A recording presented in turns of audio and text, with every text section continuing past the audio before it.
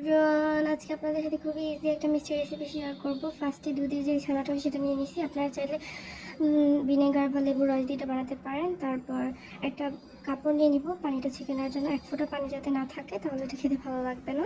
তারপর আপনারা এটাকে মাখিয়ে আপনাদের পছন্দের যে কোনো শেপ দিতে পারেন। আমি এখানে মিষ্টির নর্মাল শেপটাই দিচ্ছি। তারপর তারপর আপনারা আস্তে আস্তে সবগুলো বানিয়ে নেবেন। কিন্তু আমি সবগুলো বানিয়ে নিছি। তারপর একটা বাটিতে পরিমাণ মতো চিনি নিব। আমার মিষ্টিগুলো যত কম ছিল তাই আমি একটু অল্প পরিমাণ চিনি নিছি। তারপর এটা পানিতে দিয়ে ফ্লেভারের জন্য 2টা এলাচ, একটা দারচিনি দিয়ে দিব, যাতে ফ্লেভারটা, এটা দিলে অনেক ফ্লেভারটা অনেক ভালো আসে। আপনারা চাইলে দিয়ে দিতে পারেন।